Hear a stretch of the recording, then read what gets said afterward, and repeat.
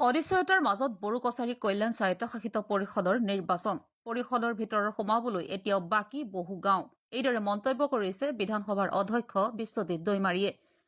BTAD এলেকাৰ বাহিৰত থকা বড়ো অধ্যুষিত অঞ্চলসমূহক লৈ আজিৰ পৰা প্ৰায় ৫ বছৰৰ পূৰ্বে গঠন কৰা হৈছিল বড়ো কছাৰী কল্যাণ স্বায়ত্তশাসিত পৰিষদ অসমৰ ২২খন জিলাত বসবাস কৰা বড়োসকলৰ সৰ্বাংগীন উন্নয়নৰ স্বাৰ্থত গঠন কৰা বড়ো কছাৰী কল্যাণ স্বায়ত্তশাসিত পৰিষদখন গঠনৰ ৫ বছৰ পাৰ হৈ যোৱাৰ পিছতো আজিলৈকে পৰিষদীয় সমষ্টি নিৰ্ধাৰণৰ প্ৰক্ৰিয়াটোকে সম্পূৰ্ণ কৰিব পৰা নাই সেয়ে অনিশ্চয়তাৰ মাজত সোমাই পৰিছে বড়ো কছাৰী কল্যাণ স্বায়ত্তশাসিত পৰিষদৰ নিৰ্বাচন বিশ্বনাথকে ধৰি কেইবাখনো জিলাত বসবাস কৰা বড়োসকলে নিজেই সিদ্ধান্ত ল'ব পৰা নাই তেওঁলোক বড়োলেণ্ডৰ অধীনত থাকিব নে বড়ো কছাৰী কল্যাণ স্বায়ত্তশাসিত পৰিষদৰ ভিতৰুৱা হ'ব আনহাতে গোৱালপাৰা আৰু দক্ষিণ কামৰূপৰ বহুকেইখন বড়ো অধ্যুষিত গাঁও পৰিষদৰ ভিতৰত সোমোৱাৰ ক্ষেত্ৰত ৰাভা হাছং স্বায়ত্তশাসিত পৰিষদক ষষ্ঠ অনুসূচীত অন্তৰ্ভুক্তিৰ স্বাৰ্থত জনজাতীয় লোকৰ সংখ্যা বঢ়াবলৈ পৰিষদত অন্তৰ্ভুক্তি কৰা নাই কালি চিমেণ্ট চাপৰিত অনুষ্ঠিত কৰা সংযুক্ত বড়ো গণমঞ্চৰ দ্বাদশ বাৰ্ষিক অধিৱেশনৰ প্ৰতিনিধি সভা উদ্বোধন কৰি সাংবাদিকৰ আগত এইদৰে মন্তব্য কৰে অসম বিধানসভাৰ অধ্যক্ষ বিশ্বজিৎ দৈমাৰীয়ে তাৎপৰ্যপূৰ্ণ কথাটো হৈছে বিটিচিৰ বাহিৰত বসবাস কৰা বড়ো ৰাইজে দীৰ্ঘদিনীয়া সংগ্ৰামৰ অন্তত বড়ো কছাৰী কল্যাণ স্বায়ত্তশাসিত পৰিষদখন পাবলৈ সক্ষম হৈছিল কিন্তু ৰাজনৈতিক প্ৰাকচক্ৰত পৰি ৰাইজৰ সপোন বাস্তৱত পৰিণত হোৱা নাই পৰিষদখন পূৰ্ণাংগ নোহোৱাৰ বাবে পৰিষদখনলৈ পৰ্যাপ্ত ধনৰ আবণ্টন দিয়া হোৱা নাই যিমান পাৰে বড়ো কছাৰী ৱেলফেয়াৰ অট'নমাছ কাউন্সিলকো মানে কেনেকৈ পূৰ্ণাংগ এটা ৰূপ দিব পাৰে তাৰ কাৰণে চেষ্টা কৰি আছে তাত বিভিন্ন ধৰণৰ কথা লগত লাগি থকাৰ কাৰণে খেলি মেলি হৈছে এটাতো হ'ল শোণিতপুৰ আৰু বিশ্বনাথ জিলাতো বড়োলেণ্ডৰ কিছু গাঁও সোমোৱাৰ কাৰণে দাবী আছে আৰু সেইটো লৈ পেলাই পৰ্যায়ক্ৰমে কিছুমান গাঁও সোমোৱা হৈছে এতিয়া ফাইনেল এতিয়ালৈকে হোৱা নাই কাৰণে কোনখন গাঁও থাকি যাব আৰু সেই গাঁওকেইখন বড়ো কছাৰী ৱেলফেয়াৰ অট'নমাছ কাউন্সিলত দিয়াৰ ক্ষেত্ৰত অসুবিধা হৈ আছে আৰু শোণিতপুৰৰ বিশ্বনাথৰ ৰাইজেও নিজেও সিদ্ধান্ত ল'ব পৰা নাই যে তেওঁলোকে বড়োলেণ্ডৰ সোমোৱাটোকে আশা কৰি থাকিব না বড়ো কছাৰী ৱেলফেয়াৰ অট'নমাছ কাউন্সিলত আহি যাব দ্বিতীয়তে আমাৰ গোৱালপাৰা আৰু চাউথ কামৰূপৰ এইটো ৰাভা হাছং অট'নমাছ কাউন্সিল পৰে তেওঁলোকৰ এতিয়া ষষ্ঠ অনুসূচীত অন্তৰ্ভুক্ত কৰাৰ কাৰণে ৰাভা হাছং প্ৰপ'জাল চৰকাৰে দিছে গতিকে তাত জনজাতি জনগাঁথনিটো ষষ্ঠ অনুসূচী হ'বৰ কাৰণে খুবেই দৰকাৰ তাৰ কাৰণে বড়োসকলক যদি তাৰ পৰা মানে এক্সক্লুড কৰে তেতিয়াহ'লে 6 শিডিউল হয়তো হোৱাৰ সম্ভাৱনা নাথাকিব পাৰে সেইটোৰ কাৰণে অসম চৰকাৰ আৰু ৰাভা হাছং অট'নমাছ কাউন্সিলে খুব শীঘ্ৰে ষষ্ঠ অনুসূচী হ'ব গতিকে সেইটোলৈকে বাদ চোৱা বুলি কৈছে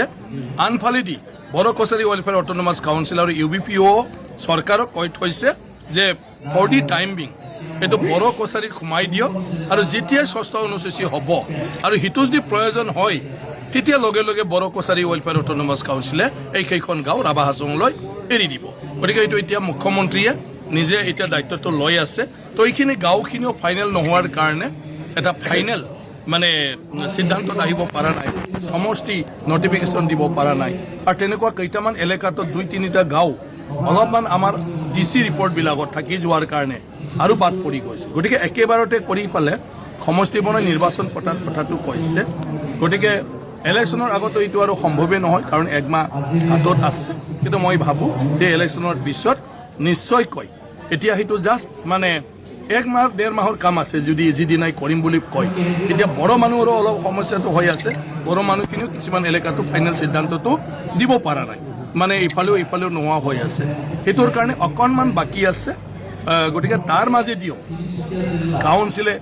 মুখ্যমন্ত্ৰী ডাঙৰীয়াক মানে অনুৰোধ কৰি আছে আমি চবেই অনুৰোধ কৰি আছোঁ যে পুঁজিৰ ব্যৱস্থাটো কৰিব লাগে আৰু কাউন্সিলখন এফেক্টিভ কৰাৰ কাৰণে অফিচৰ যিমানখিনি মানে আপোনাৰ মানে বিষয়াৰ প্ৰয়োজন পষ্টৰ প্ৰয়োজন সেইবিলাক কৰি দিব লাগে কৰাৰ কথা কৈছে সেইকাৰণে মই ক'লোঁ কি এতিয়ালৈকে Bodo Kachari welfare autonomous council finally মানে নটিফিকেশ্যন হোৱা নাই গাঁৱত এতিয়াও কিছুমান জাগাত কিছুমান কথা লৈ পেলাই এতিয়াও মানে হেং হৈ আছে আৰু এইটো বড়োসকলেও ফাইনেল সিদ্ধান্ত ল'ব পৰা নাই আৰু চৰকাৰেও ফাইনেল সিদ্ধান্ত ল'ব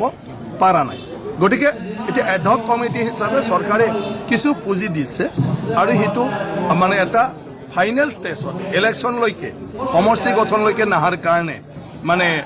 যেনেকৈ অন্য অট'নমাছ কাউন্সিলবিলাক যিবিলাক আগতে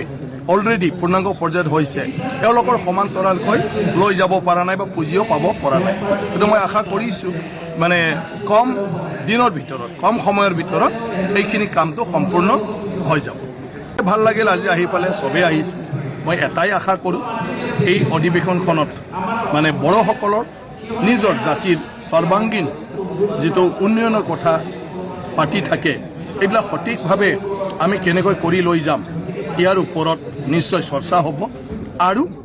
পৰৱৰ্তী পৰ্যায়ত আমি কেনেকুৱা ধৰণৰ পদক্ষেপ লৈ কাম কৰিম তাৰ কিছুমান সিদ্ধান্ত আহিব কিছুমান প্ৰস্তাৱ গ্ৰহণ হ'ব আৰু সেই প্ৰস্তাৱবিলাকক যদি আমি চবে ৰূপায়ণ কৰাত সহযোগ কৰে তেতিয়াই ডেফিনেটলি BTCৰ বাহিৰত বসবাস কৰা বড়োসকলেও তেওঁলোকৰ যিটো সপোন জাতি হিচাপে সকলো দিশতে আগুৱাই যোৱাৰ কাৰণে মানে সেইটো বাস্তৱত পৰিণত হ'ব